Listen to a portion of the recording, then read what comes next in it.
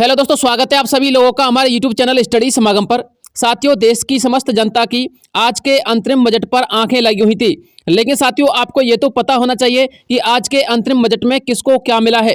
जी हाँ दोस्तों, आपको बताना चाहूंगा हमारे प्रदेश के वित्त मंत्री निर्मला सीतारमण जी ने अंतरिम बजट को पेश कर दिया है। लेकिन दोस्तों किसको क्या मिला है ये आपको जानना बेहद जरूरी है, क्योंकि दोस्तों इस बजट के अंतर्गत हर प्रकार के वर्ग के व्यक्ति को लाभ दिया गया है। दोस्तों आज के इस वीडियो में मैं आपको अंतरिम बजट की महत्वपूर्ण घोषणा बताने वाला हूं, बस वीडियो में अंत तक बने रहिएगा। साथियों, किसानों के लिए क्या अपडेट है, स्टूडेंट के लिए क्या अपडेट है, बुजुर्गों के लिए, महिलाओं के लिए, बच्चों के लिए क्या अपडेट निकल के आई है और कौन कौन सी नई घोषणाएं, कौन कौन सी योजना का आपको लाभ मिलने वाला है और कितना आप लोगों के लिए वित्तीय सहायता मिलने वाली है, संपूर्ण डिटेल समझिएगा। बस वीडियो में अंत तक बने रहिएगा। तो चलिए साथियों, वीडियो को शुरू करते हैं और एक एक स्टेप को अच्छी प्रकार से समझते हैं। देखिए साथियों, आखिरकार मुझे क्या मिला है बजट से वो देख लीजिएगा। यह कि नौकर पेशा वाले जो कैंडिडेट है उनको क्या मिला है, किसान भाइयों को क्या मिला है, महिला बुजुर्गों को क्या मिला है, व्यापारियों को, स्टूडेंटों को, हेल्थ से संबंधित, रियल एस्टेट से संबंधित और ऑटोमोबाइल के संबंध में किसको क्या क्या मिल चुका है। तो दोस्तों इसके विषय में चर्चा करेंगे, एक एक विषय को जानेंगे। देखिए साथियों, सबसे पहले मैं आपको बताना चाहूंगा अंतरिम बजट की कुछ महत्वपूर्ण बातें, पहले तो वो देख लीजिएगा। साथियों आपको बताना चाहूंगा वित्त मंत्री निर्मला सीतारमण ने भाजपा सरकार का साल 2024 का अंतरिम बजट पेश कर दिया है। पिछली बार की तरह इस बार भी अंतरिम बजट का अभिभाषण अंग्रेजी भाषा में हुआ था, जिसकी वजह से बहुत सारे लोगों को तो ये पता ही नहीं है कि अंतरिम बजट में उनको कितना लाभ मिला है। लेकिन साथियों आपको घबराने की आवश्यकता नहीं है, क्योंकि मैं आपको अंतरिम बजट को आईने की तरह साफ करके बताने वाला हूं। जी हां साथियों, एक एक स्टेप को अच्छी प्रकार से समझिएगा। अंतिम बजट में किसानों, महिला तथा युवा बेरोजगारों को लेकर के महत्वपूर्ण घोषणा की गई है। अब साथियों एक एक पॉइंट को देख लेते हैं। मैं आपको सबसे पहले अंतरिम बजट की कुछ मुख्य हाईलाइट बता देता हूं, उसके बाद दोस्तों विस्तार से चर्चा करेंगे। साथियों आपको बताना चाहूंगा बजट के अंतर्गत टैक्स दाताओं के लिए कोई राहत देखने को नहीं मिली है। अंतरिम बजट में संपूर्ण टैक्स स्लैब के अंतर्गत कोई बदलाव नहीं किया गया है। इसके अलावा साथियों लखपति दीदी योजना के अंतर्गत अब तक 2 करोड़ महिलाओं को लखपति बनाए जाने का लक्ष्य पूरा किया गया है। अब इस लक्ष्य को 2 करोड़ से लेकर के 3 करोड़ और निर्धारित किया गया है।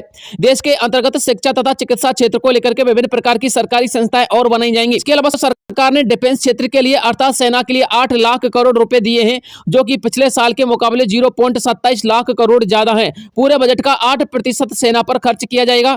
इनकम टैक्स में कोई राहत देखने को नहीं मिली है। 7 लाख रुपए तक का कोई टैक्स आपको देना नहीं पड़ेगा, लेकिन 7 लाख रुपए से यदि आपकी इनकम है तो दोस्तों आपको टैक्स देना पड़ेगा। इसके अलावा साथियों वंदे भारत स्तर के अलग से 40,000 रेल डिब्बे बनाए जाएंगे। अधिक भीड़भाड़ वाले क्षेत्रों में रेलवे से अलग कॉरिडोर बनाए जाएंगे। इसके अंतर्गत लगभग 11% इंफ्रास्ट्रक्चर बजट बढ़ाया गया है। अब साथियों विस्तार से चर्चा कर लेते हैं, एक एक विषय को जान लेते हैं। सबसे पहले दोस्तों मैं आपको बजट के महत्वपूर्ण बिंदुओं में किसान भाइयों के संबंध में अपडेट दे देता हूं कि किसान भाइयों के लिए क्या अपडेट निकल के आया है इस बजट के दौरान। तो दोस्तों आपको बताना चाहूंगा किसान भाइयों के लिए 4 करोड़ किसानों को पीएम फसल बीमा योजना का लाभ मिल चुका है। जी हां साथियों, 4 करोड़ किसानों को मिल चुका है और साथियों आने वाले 5 साल के अंतर्गत 3 करोड़ किसानों को फसल बीमा योजना का लाभ और दिया जाएगा। इसके अलावा मनरेगा के लिए 86 करोड़ 86,000 करोड़ रुपए का बजट रखा गया है, जिसके तहत मनरेगा में रोजगार की वृद्धि होगी तथा प्रतिदिन की आय में बढ़ोतरी होगी। इस बात को भी देख लीजिएगा। इसके अलावा साथियों सोलर रूफटॉप योजना के तहत सभी के लिए 300 यूनिट बिल्कुल बिजली की मुफ्त दी जाएंगी, फिर देश के समस्त वासियों के लिए और देश के समस्त वासियों के लिए। पीएम किसान योजना में लगभग 11.8 करोड़ को आर्थिक मदद मिली है। इस बजट को आगे बढ़ा दिया गया है। किसानों को कर्ज मुक्त करने के लिए राज्य स्तर पर विभिन्न प्रकार की नई योजनाओं का संचालन किया जाएगा और साथियों नई नई योजनाओं की नींव रखी जाएगी। मत्स्य संपदा योजना में 55 लाख किसानों को रोजगार मिलेगा, इस बात को भी ध्यान में रखिएगा। दुग्ध उत्पादक किसानों को बढ़ावा दिया जाएगा। 1361 मंडियों को ई-नेम से जोड़ा जाएगा ताकि किसान अपने प्रोडक्ट को घर बैठे आसानी से ऑनलाइन बेच सके। इसके अलावा साथियों फसलों पर नैनो डीएपी यूरिया का इस्तेमाल को बढ़ावा दिया जाएगा। अब साथियों महिलाओं के लिए और बुजुर्गों के लिए इस बजट में क्या मिला है वो भी देख लीजिएगा। लगभग 2 करोड़ महिलाएं लखपति दीदी बन चुकी हैं। अब 3 करोड़ महिलाओं को लखपति बनाए जाने का लक्ष्य रखा गया है। 9 से लेकर के 14 साल की लड़कियों के टीकाकरण पर ध्यान दिया जाएगा। सभी आशा और आंगनबाड़ी कर्मियों को आयुष्मान के भारत दायरे के अंतर्गत लाया जाएगा। रोजगार और व्यापार करने वाले लोगों के लिए इस बजट के अंतर्गत क्या मिला साथियों वो भी देख लीजिएगा। ब्लू इकोनॉमी 2.0 के तहत नई योजना की शुरुआत की जाएगी, जिसके तहत साथियों व्यापार करने वाले कैंडिडेट के लिए लोन वितरित किए जाएंगे और लोन मुहैया कराए जाएंगे। इसके अलावा साथियों लगभग 75,000 करोड़ रुपए का ब्याज मुक्त कर दिया गया है। मैं आप सभी को बताना चाहूंगा जिन कैंडिडेटों ने लोन ले रखा है गवर्नमेंट के माध्यम से, तो दोस्तों उनके लोन को अब ब्याज मुक्त कर दिया जाएगा या फिर साथियों उनके लोन पर अब ब्याज जो है सस्ती दरों में ली जाएगी। वही साथियों इस पॉइंट के अंतर्गत लिखा गया है। इसके अलावा 1 लाख करोड़ रुपए तक का लोन कम ब्याज पर तथा ब्याज मुक्त दिया जाएगा। इस बात को भी ध्यान में रखिएगा ताकि छोटे तथा सीमांत जो किसान है और व्यापारी हैं वो इस लोन योजना का लाभ उठा सकें। दोस्तों मैं आपको बताना चाहूंगा देश की जितनी भी लोन योजना चल रही है अब साथियों उन लोन योजनाओं के अंतर्गत आपको ब्याज पर यानी कम ब्याज पर लोन मिलेगा। साथ में दोस्तों कुछ योजना ऐसी हैं जिनके अंतर्गत आपको ब्याज मुक्त लोन मिलेगा। इसके अलावा साथियों विद्यार्थियों के लिए क्या दिया गया है इस बजट में वो भी देख लीजिएगा। दोस्तों आपको बताना चाहूंगा स्किल इंडिया मिशन में लगभग 1.5 करोड़ छात्र छात्राओं को ट्रेंड किया गया है और उन्हें रोजगार दिया गया है। इस लक्ष्य को 1 करोड़ तक और बढ़ा दिया गया है।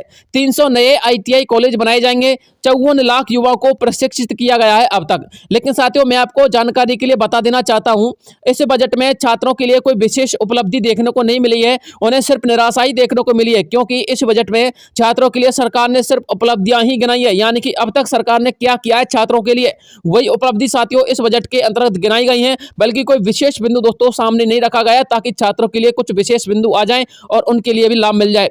अब बात करते हैं साथियों प्रदेश की गरीब जनता के लिए इस बजट में क्या रखा गया है वो भी देख लीजिएगा। दोस्तों आपको बताना चाहूंगा वर्तमान में जो आवास योजना चल रही है उनके अतिरिक्त सरकार मिडिल क्लास के लिए अन्य आवास योजना लेके आ रही है। साथियों उन योजनाओं का आप लोग फायदा उठा सकते हैं। जैसे ही उन योजनाओं की घोषणा की जाएगी दोस्तों आप लोग उन योजनाओं का लाभ ले लीजिएगा। इसके अलावा साथियों अगले 5 साल में 2 करोड़ घर बनाए जाएंगे। PM आवास योजना के तहत अब तक 2 करोड़ घर बनाए जा चुके हैं और 2 करोड़ घर और बनाए जाएंगे। किराए के घरों में बस्तियों में तथा अनियमित आवासों में रहने वाले लोगों के लिए नए घर बनाने तथा नए घर खरीदने का मौका दिया जाएगा।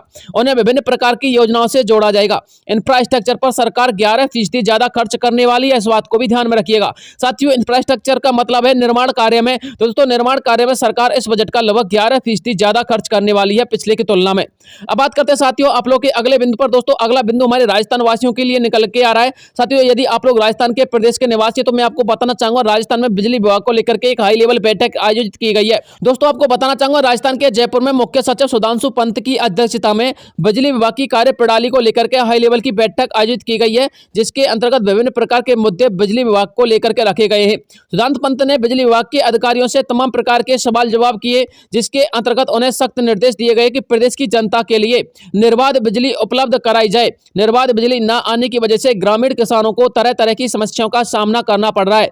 CS महोदय ने बिजली कटौती के मुख्य कारणों के बारे में भी जाना कि बिजली विभाग जो है वो बिजली की कटौती क्यों करता है, उसके मुख्य कारण क्या हैं, और उन्हें हिदायत देते हुए उन सभी समस्याओं का समाधान जल्द से जल्द करने के लिए सुझाव दिए गए हैं। साथियों जानकारी के लिए मैं आपको बता दूं सभी किसानों के लिए तथा घरेलू बिजली उपयोगकर्ताओं के लिए कुछ विशेष प्रकार की योजना का संचालन किया जाने वाला है, जिसके अंतर्गत आपको लगभग 300 यूनिट तक बिजली मुक्त कर दी जाएगी और साथियों इसकी संपूर्ण संभावना बताई जा रही है। देखिए साथियों मैं आपको बताना चाहूंगा बजट के अंतर्गत भी रूफटॉप योजना के तहत 300 यूनिट बिजली आपको मुफ्त में दी जाएंगी। लेकिन साथियों हमारे राजस्थान वासियों के लिए भी लगभग 300 यूनिट की जो बिजली है दोस्तों घरेलू उपयोग हेतु माफ की जाएगी, यानी कि 300 यूनिट तक आप लोगों से कोई बिल नहीं लिया जाएगा, कोई चार्ज नहीं लिया जाएगा।